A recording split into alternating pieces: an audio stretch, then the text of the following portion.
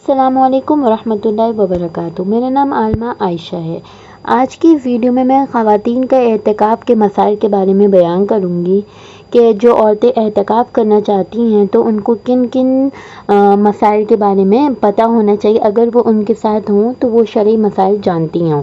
تو عورت شادی شدہ ہو تو شوہر سے اجازت لے کر بیٹھے۔ اگر اعتکاف شروع کرنے کے بعد یعنی اس سے پہلے اجازت لے لی اور اس نے جو ہے وہ اسے اجازت دے دی، لیکن اب اگر اعتکاف شروع کرنے کے بعد شوہر منع کرے تو اس کا حکم نہیں مانا جائے گا۔ عورت جو ہے وہ اپنا اعتکاف جاری رکھے گی۔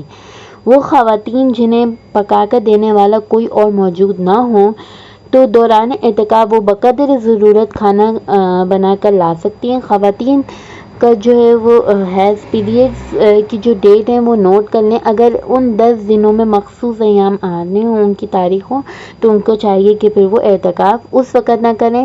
اگر بیچ کی ہوں تو بعد میں کریں، اگر پہلی ہوں گے تو وہ پھر فارغ ہو کر کریں۔ اگر بیچ میں آ رہی ہوں تو پھر وہ ان کو یعنی وہ نیت کر لی، پھر بیچ میں آ رہی ہوں تو پھر ایسی عورتوں کو چاہیے کہ وہ اعتکاف کی نیت نہ کریں۔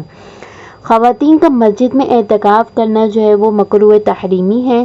یہ اپنے گھروں میں ہی اپنی جگہ اعتکاف کریں جہاں یہ عموماً نماز پڑھتی ہوں، تو اسے جو ہے وہ مسجد بیت سے تعبیر کیا جاتا ہے، تو یہ ان کی گھر کی مسجد کہا جاتا ہے۔ اعتکاف کے لیے کمرے کے جتنے حصے پر اعتکاف کی نیت کی جائے اتنے حصے میں بلا ضرورت بھی جا سکتی ہے۔ اس لیے کمرے میں اعتکاف کا ارادہ ہو تو بہتر ہے کہ پورے کمرے میں اعتکاف کی نیت کر لیجیے، تاکہ ان کے لیے بھی آسانی ہو کہ وہ پورے کمرے میں آسانی کے ساتھ کوئی چیز اٹھانی ہو، کرنی ہو، بیٹھنا ہو تو وہ آرام سے کر سکیں۔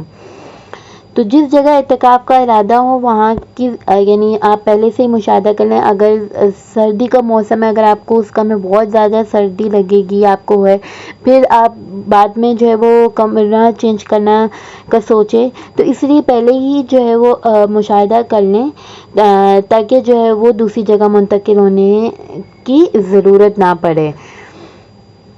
اسی طرح بلا ضرورت اعتکاف کی جگہ سے باہر نکلنا بھی جائز نہیں ہے۔ لہٰذا جب تک وضو صحیح ہو یعنی آپ کا سلامت ہو تو خواتین اپنی اعتکاف سے دوبارہ وضو کے لیے باہر نہ نکلیں۔ والدین کی خدمت یا اس قسم کے دیگر امور کے لیے بھی نکلنے کی بھی اجازت نہیں ہے۔ لہٰذا کام کاج والی خواتین اگر اعتکاف کی فضیلت حاصل کرنا چاہتی ہوں تو انہیں چاہیے کہ وہ سنت مؤکدہ اعتکاف کی بجائے صرف نفلی اعتکاف کی نیت کر لیں۔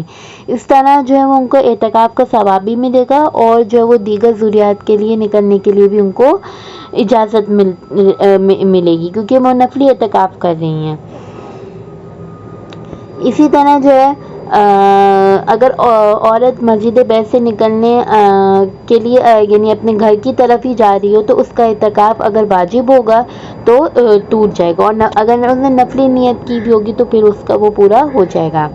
اسی طرح اعتکاف میں بیٹھنے والوں کو چاہیے کہ زیادہ سے زیادہ جو ہے وہ ذکر و اذکار میں مشغول رہیں اور دنیاوی باتوں سے جو وہ گریز کریں، تلاوت قرآن پاک کریں، وظائف میں وقت گزاریں، اور ایک یہ ہے کہ افطار کے بعد جو ہے وہ کھانے پینے میں احتیاط کریں، بھوک سے کم کھائیں۔ اس سے کیا فائدہ ہوتا ہے، اگر ہم بھوک سے بڑھ کر کھا لیتے تو ہمیں نیند کا غلبہ ہو جاتا ہے اور ہماری عبادت میں جو ہے وہ سرور حاصل نہیں ہوتا، بلکہ نبی کریم صلی اللہ علیہ وآلہ وسلم کا جو ہے وہ فرمان ہے کم کھانے والوں کے لیے کہ اللہ تعالیٰ کم کھانے والوں پر فخر کرتا ہے اور فرشتوں سے فرماتا ہے کہ اے فرشتوں گواہ ہو جاؤ، اس نے جتنے لقمے کم کھائیں اس کے بدلے میں اسے جنت میں ایک ایک درجہ عطا کروں گا۔